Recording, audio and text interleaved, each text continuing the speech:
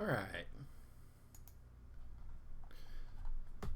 Hey guys, what's going on? And welcome to a very special episode of Price Check where I'm not playing a game today. Instead, I'm just kind of building hype and getting a preparation video for one.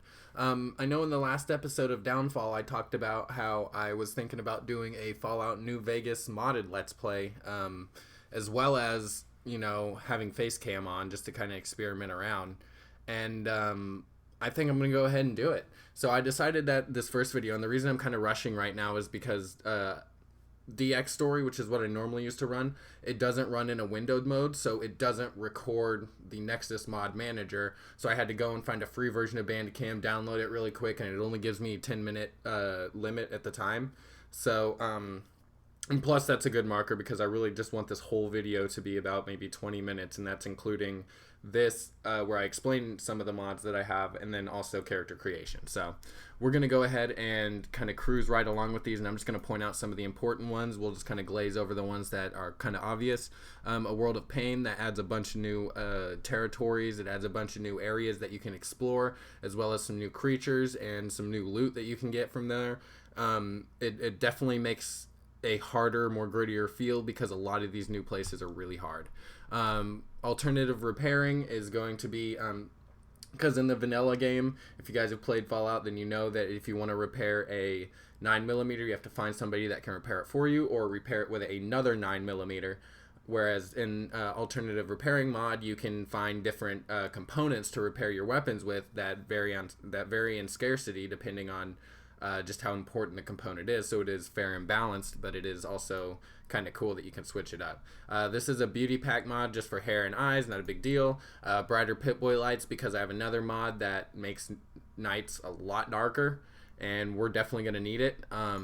The continue after games ending, that's obvious. That's going to be an obvious one, especially if we're going to keep modding afterwards.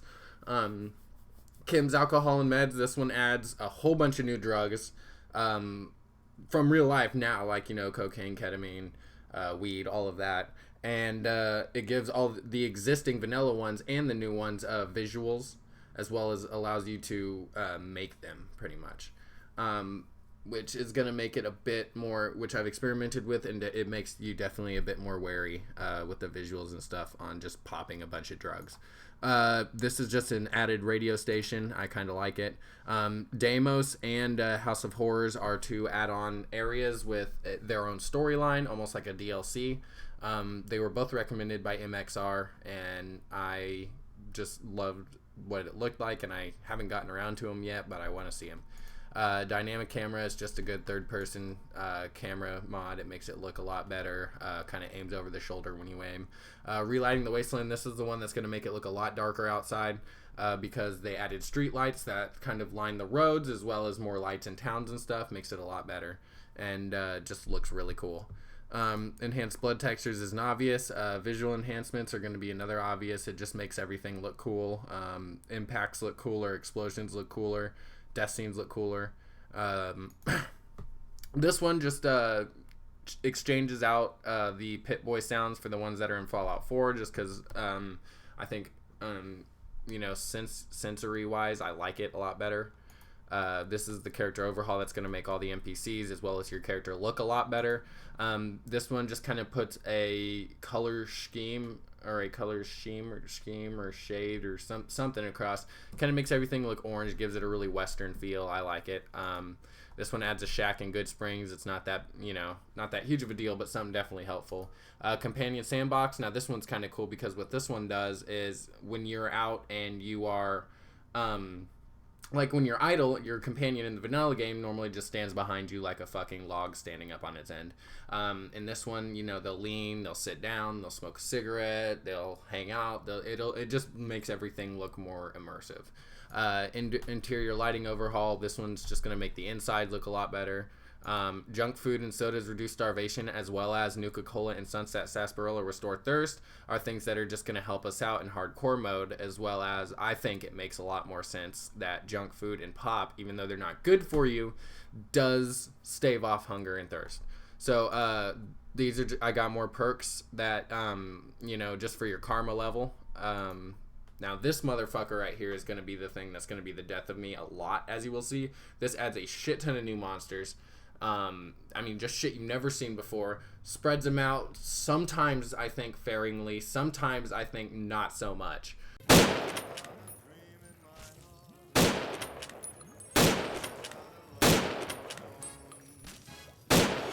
But they are brutal. 99% of them will just murder the fuck out of you. But I think it's going to make it a lot more interesting.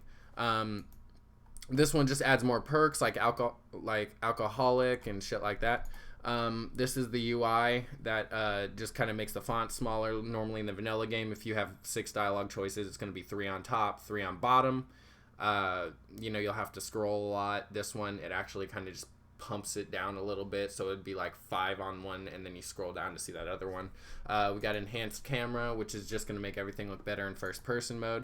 New Vegas bounties, which is an add-on group of not really DLC but little side quests and just bounty hunter missions. New Vegas stutter remover and New Vegas anti-crash are going to be 2 good ones that are going to help us just be able to run it a lot better. This one I downloaded last night. I thought it was pretty dope.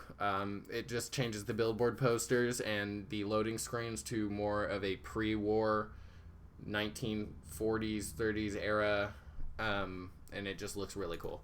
The one HUD, this one I actually recommend to a lot of people because I think they have one for Skyrim as well, that the HUD goes away when you don't need it, so you can get a full picture, a full screen of everything you're looking at, and it comes back when you do need it. And as you see in game, it comes back when necessary. Populated casinos to make the strip look better. Portable campsite, which I haven't seen yet in the game. Hopefully it's still there. Project weaponry, which adds a whole bunch of new weapons to the game and places them fairly. Realistic equip sounds and realistic gunshot sounds, which are 2 really good ones because I was playing last night and the explosions literally sound like they're coming from behind me, and it made me jump and made my heart pound really bad. Alternative start, which I'll get more into once we start character creation. Russell and Some Guy series are just 2 ones that I needed to download so that way I could download another mod. The configuration menu lets me configure it in-game. We got the interface organizer, which kind of gives me little prompts whenever I'm starting to get thirsty or hungry for hardcore mode and shit like that. We got the floor overhaul, which is going to look beautiful, and the weapons retexture pack, which not only retextures the vanilla weapons but also retextures the weapons from the weapon project weaponry, so that's going to be really awesome. Willow's going to be an amazing companion. I'll talk a little bit more about her once we get her in game. And then I have the unofficial patch here, which is just going to make everything all around run better and look better. What am I at? Shit, almost 8 minutes. Okay, so these are the mods that I'm going to be using. And throughout the series, I'll, put some in, take some out, tweak stuff, make it look good. I do apologize again now for the first couple episodes because they're probably going to look like crap until I get things figured out, as well as with a face cam. And I also apologize for, and I can't see it on my screen anywhere, but I know there's a goddamn fucking watermark for Bandicam, and so I know they put a fucking watermark on here somewhere. But, I mean, other than that, yeah, I will see you guys over at the character creation screen. Hey guys, welcome back. So this is the room that you literally start in. I mean, I literally just hit new game and started in this room. And this is your alternative start room, which if you've played the alternative start mod in Skyrim, you know exactly what it is. You just go around and kind of predetermine your startup, and then you walk through the door and bam, boom, there you are. And I didn't, originally, the character that I made when I was doing these mods, I started out in Good Springs just because I wanted to get streamlined into it a lot better, because I do have a lot of very difficult mods. I have the Creature mod, which is difficult as fuck, a World of Pain, which is difficult as fuck. But for the recording, I do want to definitely try a different start, and I kind of think I have a way we can maybe balance it out so I'm not getting murdered the whole fucking time. So I think what we want to do here is we are going to kind of do, and see, I'm a pretty big fan of the explosives build, so I think we may put 2 points into perception, and then maybe 2 points into intelligence, because my other character is kind of a vague explosives talking kind of very charismatic kind of person, so I'm thinking maybe put a lot of focus on explosives and intelligence. Maybe we make this science type, and everybody's gonna need gun points because I think guns are gonna be a huge factor in this game. Alright, so that computer over there looks mighty interesting. So we have our special down. And this is our little screen here. So that way we can kind of make our character. First things first, we're going to have to come up with a name for her. And yes, I am playing a chick. Surprise, surprise. We can just, we will name her, we'll just, oh fuck, I'm so terrible at this. Shit.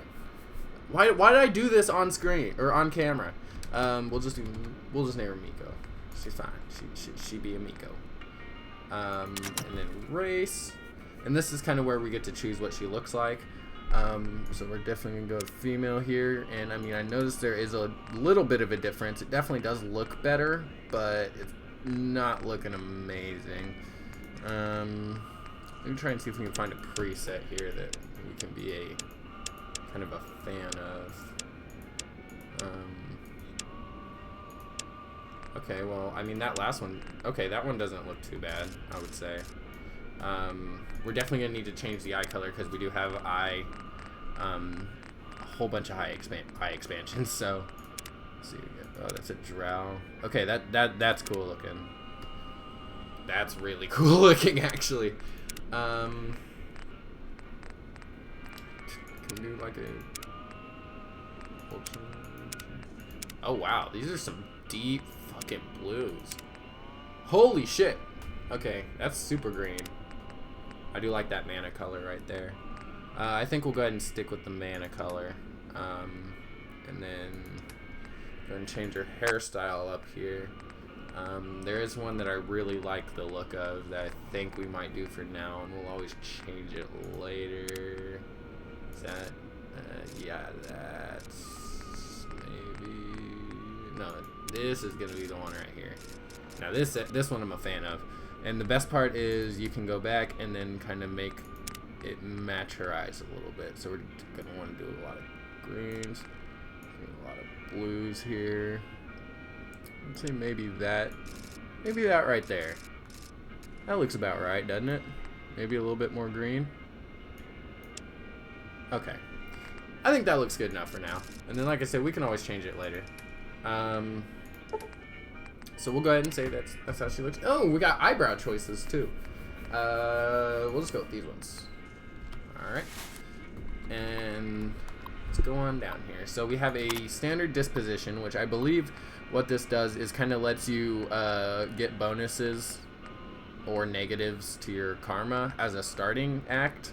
But I like to just keep it normal, as well as with the wealth. I'm going to go ahead and keep that normal as well.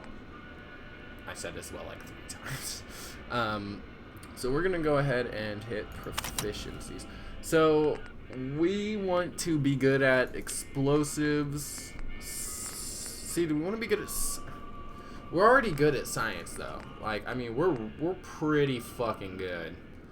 We are lacking in survival, which is definitely something we need to get bonuses in for hardcore mode. It just gives you more health when you eat and drink. So, and then I think for our last one, see, now we're shot. Do we need guns? Or, because see, our science is better than our guns, but only vaguely. Probably go ahead and take the guns. I hate to do it, but I think in the long run, again, okay, yeah, it's just evening itself out. So now we choose proficiencies. Oh yeah, never mind. We already just fucking did that.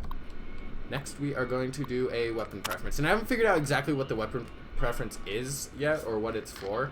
I do know that I am a pretty big fan of shotguns. I tried to convince myself in my last playthrough that it was rifles, but shotguns all the way. And I think actually this may give you some starting gear, or changes your starting gear up a bit.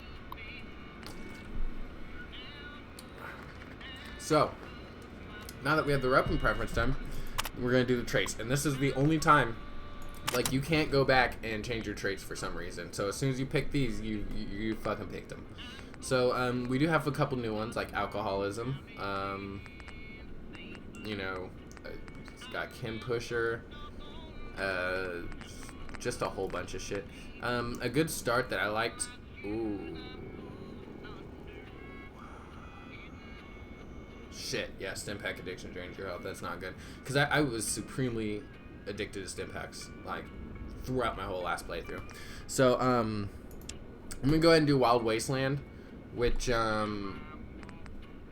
is, I think, actually a requirement for a lot of mods to work, is that you have to have that triggered.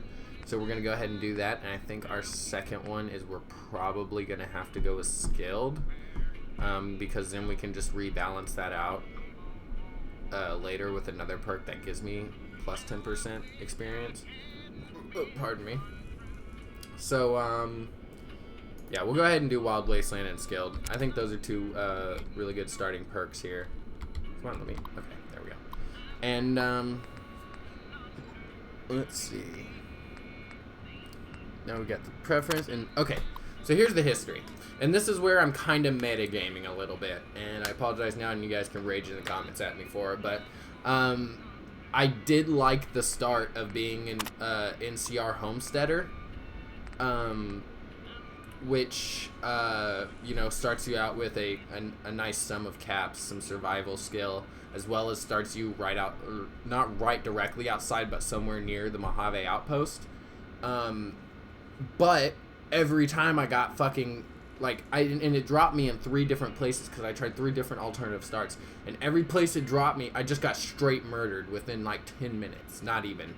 Of just the random fucking creatures, the extra creatures out there. So, once I found out that Willow, you get her almost directly outside the Mojave Outpost, I think we should actually maybe do that as a hand-in-hand, so that way at least I have some chance of surviving if I have a partner with me. So I think we're definitely going to do the Homesteader. With the bottle caps from the Homesteader loan jingling in your pockets, you head to the Mojave to start a new life. You hope raising Brahmin far from the thieving cattle barons will keep this homestead out of their reach. During the trip to your homestead, you didn't do much, and your decision to live in a near war zone have made you more aware. -1 strength, -1 intelligence, +1 endurance, and +1 perception. Other bonuses, you start with basic supplies and a couple thousand caps from the loan, as well as in an area around the Mojave Outpost. So that's going to be the one that we choose. And then we'll just go ahead and back out of here. And then our wealth, I just want to double make sure we're just doing default. Which I believe is... Yeah, that's going to be your standard. That's like the vanilla amount. And, yeah. I think we're actually good to go at this point. So, now that we have our character all made up, there's only one thing left to do. And that's step outside to the wasteland.